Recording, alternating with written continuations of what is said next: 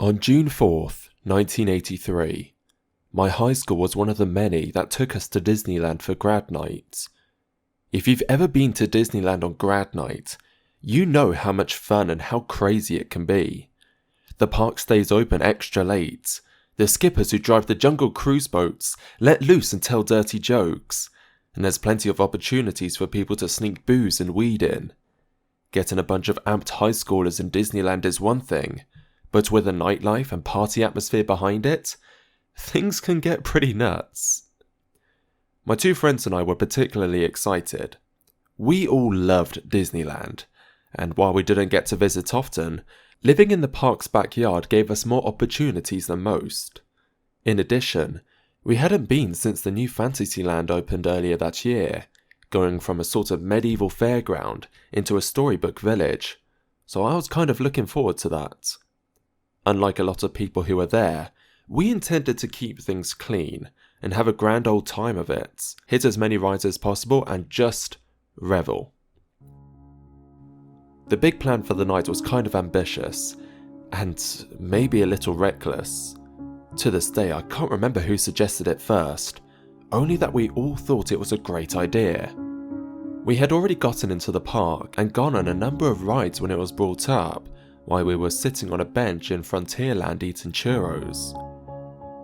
From where we sat, we could look across the rivers of America to Tom Sawyer Island, and past that where the river curved to New Orleans Square. Poking above the trees was the cupola of the Haunted Mansion, with its clipper ship weather vane. The sun had just gone down, and the sky was awash with a dull orange and purple clouds, most of which seemed to loom behind the cupola. I pointed out how perfect and spooky the whole thing looked, and that got us talking about it. The mansion was a collective favourite, and being dumb kids, we agreed to do a little exploring, to effectively spend the night in the Haunted Mansion. We laughed as we got in line for it, moving past the brick columns and up the walk towards the mansion, but inside, I was a bit nervous. I mean, you have to understand that security was a bit more lax back then, so it was plausible that we could pull this off if we were careful. Plus, grad night always had kids getting into trouble, and the likelihood of us getting banned for good was not as high as it could have been. But I still felt tense. That feeling you get when you're scared about going on a thrill ride for the first time. Excited but hesitant. The three of us, Mike, Karen and myself, had it all worked out. When you first enter the mansion, you're escorted into a room that seems to stretch and warp before your eyes, which is actually the elevator that takes guests below ground, where a hallway connects to the ride building before the park's berm. As everyone else crowded out of the room and into the hall of morphing portraits, we lagged behind, which the disembodied voice of a ghost jockey warns you not to do, and fell to the very back of the line. By the time we piled into our doom buggy, there was no one else behind us, and the black, endless procession of clamshell-like cars were empty. We went through the ride as normal, cracking jokes and making banter at all the familiar scenes, until we reached the exit crypt. We stepped out onto the moving platform and walked towards the escalator ramp that leads from the crypt back to the park outside.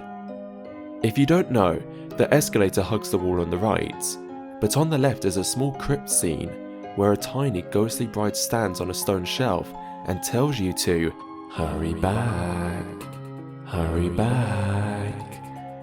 Mike took charge here, deliberately turning backwards as we went up to watch the cast member near the buggies below us.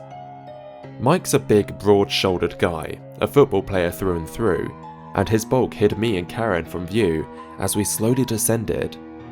At his signal, when the cast member monitoring the exit had his back turned, Karen and I climbed over the rail and dropped down into the crypt scene, where we quickly scurried under the dusty space between the escalator. Mike was over a moment later, and we laughed and congratulated each other on a job well done. We must have spent a good hour or so down there, giggling into our hands whenever we heard footsteps and voices overhead of unsuspecting people exiting the ride. Karen even had some snacks she'd brought with her, and we sat there in the dark and ate and whispered to each other. It was like being in a weird clubhouse, and it felt good that we three shared this delinquency together, even as the narration of the ghost bride looped over and over again in the background. Hurry back, hurry back. Be sure to bring your death certificate if you decide to join us. Make final arrangements now. We've been dying to have you. Eventually, the novelty wore off, and we got quiet and listless. Sure, we'd managed this much, but then what? Karen pointed out that it had been eerily silent for a while, other than the monotonous speech of the bride and other spooky ambient sounds. There were no more people coming up the ramp. Mike said he thought that maybe the park was closed, but that made no sense because it was open all night on Grad night. Not wanting to get into trouble, but also wondering what was up, I volunteered to clamber back up and take a look. When I did, using some of the crypt scenery for hand and footholds, I saw that there was no one else around, not even a cast member down at the unloading platform at the end. When I reported this, Mike and Karen climbed up as well, and we went back down the unloading station to look around. All the doom buggies coming along the corridor were empty, and there was not a person in sight. It was odd to say the least, and I felt like something was definitely off to have the place so empty. I was about to suggest turning around and heading outside when Mike said he always wondered where the doom buggies went after they dropped you off. They rounded a dark corner in the crypt area and vanished from sight, and Mike was curious about what was down there. Now really, I should have said no, that there was no point and we could get into some serious trouble if we snooped around back there. It was probably just a utility corridor anyway, since the buggies just looped back around the loading room anyway. But I was young, and I was stupid, and when presented with a golden opportunity like that, it was hard to pass up. So, we went ahead and jumped into a doom buggy going by as it slowly rounded the corner into the darkness. This was uncharted territory for us, and even if it turned out to be boring back there, at the very least we'd get a chance to see it, and maybe get another ride out of it. Hardly a day goes by where I regret not having said something. The main thing I remember was how Spartan it was. It wasn't quite pitch black, but it was even gloomier in there than the rest of the ride.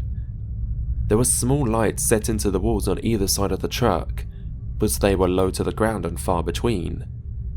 The walls were painted black, and the corridor seemed so narrow that I felt boxed in. It was quiet too, other than the hum of the track moving the buggies. I felt tense, and Mike and Karen weren't helping that because they looked tense too. I think it was dawning on all of us on how much trouble we might get in. I think another minute or so had passed like this, us going down to that dark, featureless backstage corridor, when the ride suddenly stopped, and I nearly jumped out of my skin as a voice came from somewhere overhead, and laughed when I realised that I'd been startled by the normal breakdown spiel. Playful spooks have interrupted our tour, the recording went. Please remain seated in your doom buggy. We will proceed in a moment. The teasing was immediate, as we all pointed out to each other how we jumped. We waited for the ride to start again, and every 30 seconds or so, the spiel would play. We have been unappointedly detained by prankish spirits. Kindly remain seated in your doom buggy. We will continue our tour momentarily. This went on for a good long while, 10, maybe 15 minutes, and still, the buggies hadn't moved. No one had come looking for us. We were getting antsy, and the silence between announcements was becoming unsettling. Then Karen leaned out a bit and looked around, and she noticed the door first, just ahead past the buggy in front of us. Work lights revealed a little alcove and a utility door on the right side of the corridor. We were so sick of being in the buggy at that point that we were willing to try anything. So after a short discussion, we all squeezed out of the buggy and pressed against the wall to go past the next one, Mike had trouble here, and stood before the door. I pushed it open, finding it unlocked, and it led to a metal staircase leading down into the darkness. Footlights like the ones in the corridor revealing where to go.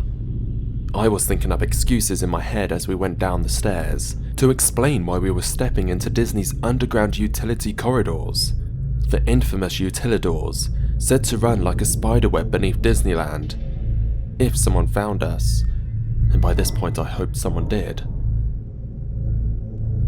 At the bottom of the stairs, another closed door with a sign on it reading, "Cast members only."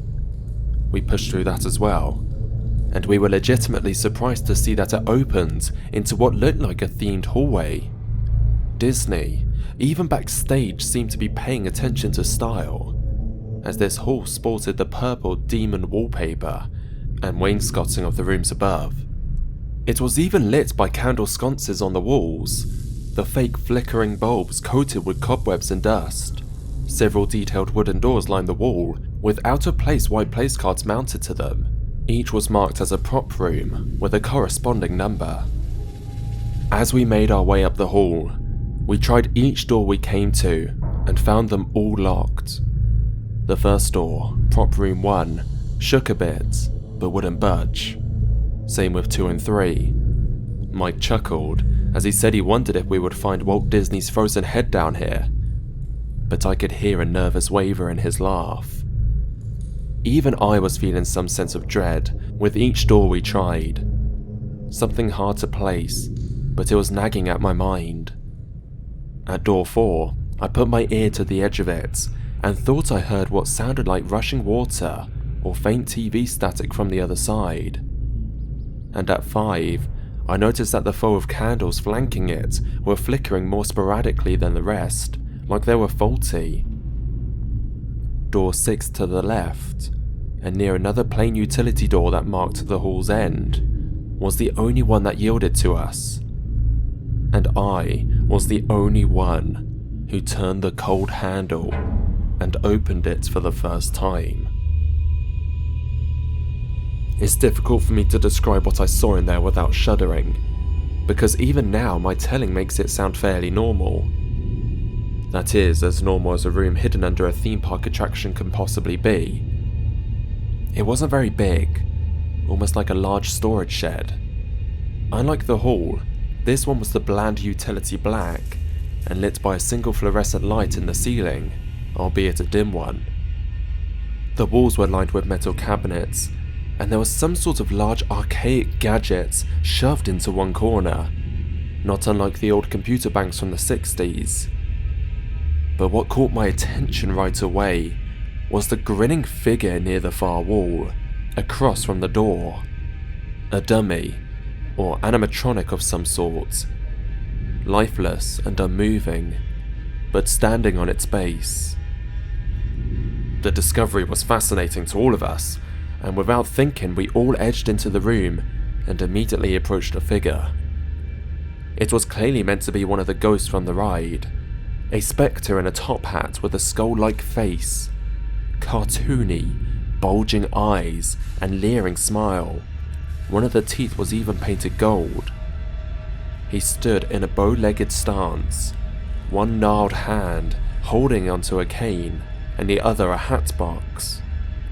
None of us had ever seen this particular character on the ride before, though Karen said its face looked a lot like the tall skinny hitchhiking ghost from the end of the ride. I was just turning away from the figure to look at the cabinets when there was a large combustion roar from the hall outside, like the sound of a passing motorcycle, followed by a loud bassy boom that made the floor shake. The door to the room swung shut and the fluorescent light sputtered and went out, leaving us in total darkness. Mike gasped and Karen screamed, and I was just reaching out for them in the dark room when I heard a peculiar whirring sound. Another light came on. This one, a concentrated green light above the hatbox ghost, showing its skeleton smile for a moment before that light faded and another faded on, illuminating the hatbox. I could see through the material of the hatbox now. I saw the ghost heads grinning at me from the inside. The pattern repeated itself rhythmically, making it seem like the ghost's head was disappearing from its shoulders and appearing in the hatbox. It wasn't a terribly convincing effect, but in the dark, and with the strange things going on around me, it genuinely terrified me. I turned and stumbled through the room, ready to get the hell out of there, feeling around for the door. Now, even the lights on the ghost had shut off, and I heard Karen and Mike's feet behind me. A crash, and the sound of something solid tapping on the concrete floor. I tried pushing the door open, but it wouldn't budge, and somebody slammed into my back in the dark and caused me to hit it hard. I was dazed but unhurt, and another scream from Karen fueled my adrenaline even more. I instead gave the door a tug, and it opened. I was out in the hall without a second thought, without even looking back. I started running, sprinting back the way I'd come, gasping for air. I was never an athletic kid, but panic kept me going. I heard the sounds behind me, footsteps, Mike and Karen yelling in terror as they followed, and what seemed like rapid knocking and banging on the doors around me, but I refused to look over my shoulder. Up the stairs and back into the doom buggy corridor in what felt like a matter of seconds. The doom buggies were moving now, endlessly travelling through the shadows. I knew it was too risky to jump on one in this narrow corridor, and for a moment I stopped trying to figure out what to do. I finally looked back down the stairway I'd come from. I thought Mike and Karen had been right behind me, but no, they were gone. I called out their names, my voice echoing down the stairs, but there was no reply. Not until I heard something tapping on the metal stairs coming up towards the door, and I saw an unfamiliar vague shadow on the wall. I flung the door closed and dove into the nearest buggy, which carried me down the corridor a little ways, before finally emerging into the limbo-like loading room. All of the effects were still running here, including the eerie music and sounds, but there was still no one else around. I yelled for help, but no one appeared. As soon as I could jump out the doom buggy, I ran up the line and into the hall of morphine portraits. Ahead was the door to the elevator, the stretching gallery, but I remembered that this area had a more immediate chicken exit, meant for those too scared to ride the ride and wanted to head back up to the park. The door was marked with an obvious exit sign, sitting between the two shuttered windows that made it look like it led outside to a stormy night. And without hesitating, I pushed through that as well. Turning left, I followed the hall as the floor inclined gently up, my throat tight and a stitch in my side. And then, my throat closed altogether as I turned the corner and almost ran into the hatbox ghost. It was standing smack dab in the middle of the hall, between me and the door that led outside. I scrambled backwards instinctively, but the figure didn't move. It was a static prop, grinning its cadaver grin backlit by ceiling lights further down the hall. The light also broke the illusion of the hatbox, and I could see vaguely the shape of the disembodied head through the scrim. I was convinced, thoroughly convinced at that moment, that it was suddenly going to jerk to life and come after me. But it didn't. I had no idea how it had gotten there from down in the sub-level, or how it had so quickly. Maybe the one I'd seen below wasn't the only figure. Maybe Mike and Karen were pulling a fast one on me, and had dragged the figure up with them. I was frozen, trying to figure out where to go next, not wanting to go anywhere near the ghost, but not wanting to backtrack either, because I still felt like there was something sinister behind me.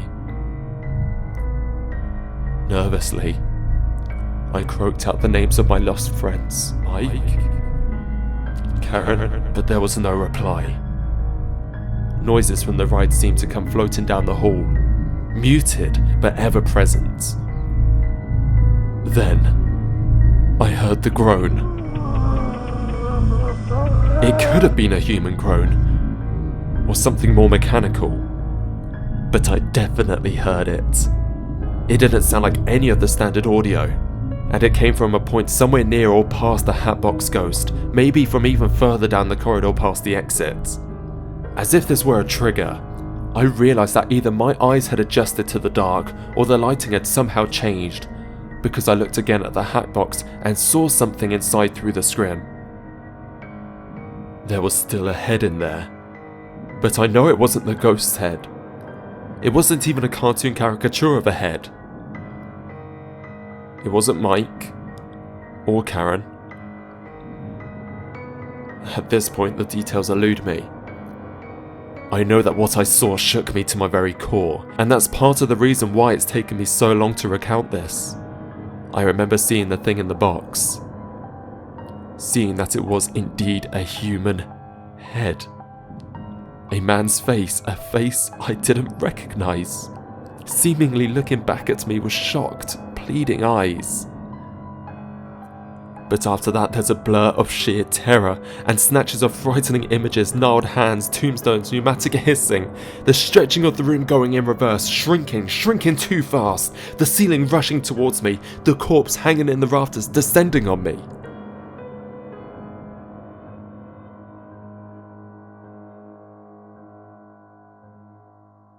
I try not to dwell on them too much, because now I'm no longer sure which really happened, and which were the results of the nightmares I've had for years after. The next thing I can remember clearly after that is being on my hands and knees just outside the fence of the haunted mansion, vomiting onto the pavement, while around me crowds of people stood. Most of them weren't paying me any mind. There was lots of whispered talk and a few were crying. There were red and blue lights, police cars parked nearby, but I couldn't tell why. I just sat there gulping and sobbing until a cast member finally noticed me and led me to a first aid station. Karen was there when I arrived, and she jumped up and hugged me when she first saw me. I don't think either of us made any sense. We were both at our wits' end. But it was such a relief to see her after all that, and any questions I had fell by the wayside. I'll never forget how haunted she looked. Wide-eyed and pale, barely able to form a sentence without tearing up. Mike wasn't there.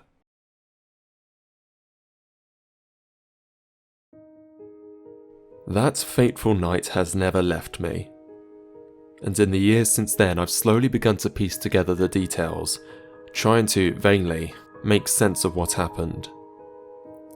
It became a sort of private obsession, something I tried to do in the background as I moved on with my life. First, it didn't take long for Karen and I to learn why the police cars were there, and they weren't there for us. According to the reports we heard later, an 18-year-old guy from New Mexico had died while we were in the haunted mansion. He and a friend had snuck into a backstage area on Tom Sawyer Island and stole a rubber emergency boat to go for a joyride around the rivers of America. Apparently this guy was pretty drunk and it wasn't long before he hit a rock, throwing he and his friend from the boat. His friend went for help, but he drowned before they could find him. His body was discovered an hour later. I wonder now if that's why there was no one around when we crept backstage. I managed to track down a few cast members who were working that night, and most of them claimed that they were told by management not to cause alarm and keep to their posts. Several admitted they had gone to check out the grim spectacle, especially those CMs who were on attractions near the river. Like the haunted mansion. Was the timing such that everyone turned a blind eye while we stumbled into something hideous? Mike's disappearance was something Karen and I both felt deeply, and we tried for years to get something from anyone about it. His parents never heard from him, and a missing persons report was filed eventually. We didn't tell the truth. Who would believe us? We at least tried to steer the investigation towards the haunted mansion, saying that's where we last saw him. But it never went that far. Disney never got implicated in the incident, of course, though the park was his last known whereabouts. Karen and I eventually drifted, probably because we blamed each other for what happened. She never expressed to me what she experienced after we got separated, either because she wanted me to feel guilty for leaving them behind — Karen, you have no idea — or that, like me, she could only recall so much. We were both too shaken to recount it to each other. But time and distance make things easier, and with the advent of the internet there was suddenly a wealth of new information. I've since begun to piece together clues. Almost immediately I found our hatbox ghost. Plugging that into any search engine will turn up multitudes of pictures of that bow-legged grin figure that has often floated through my mind's eye in the dark.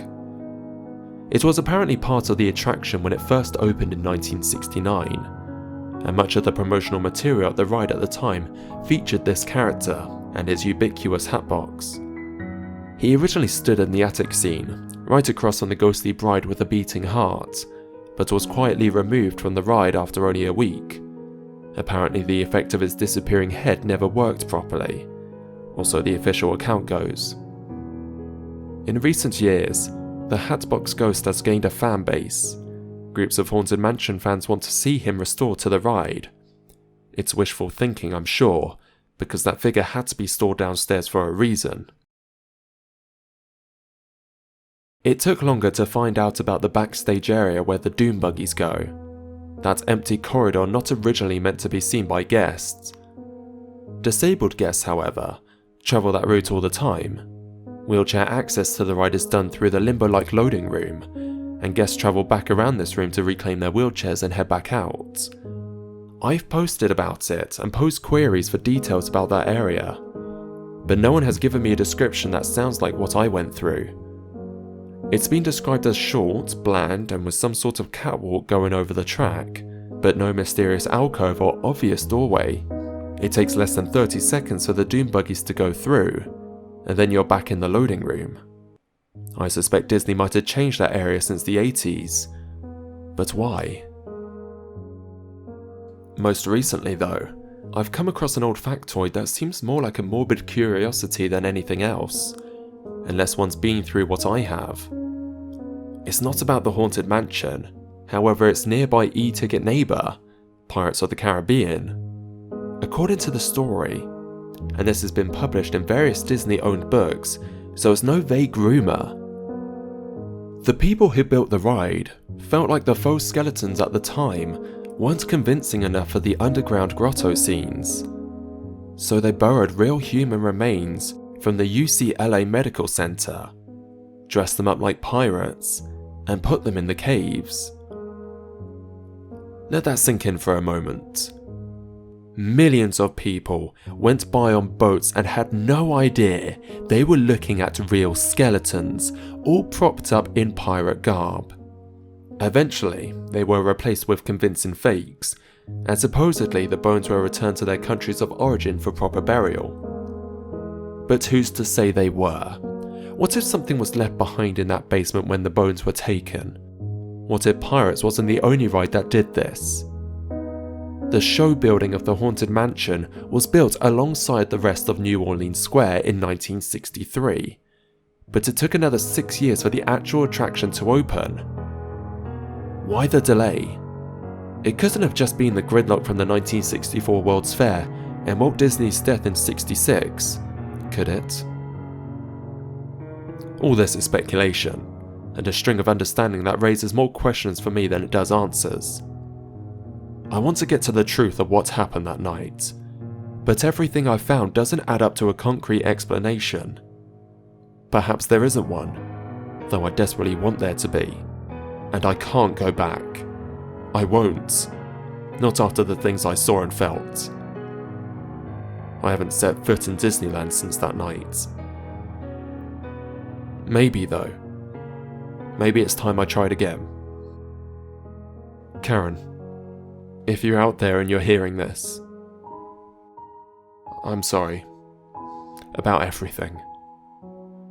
I'm going to try and make it right. I'm going to try and put some meaning to this. Contact me if you can. I need to know what happened to you and Mike. Maybe you have the key to the mystery in your memories. I can't do it alone. But together, we might be able to get to the bottom of this. And for everyone else, let this stand as a testament.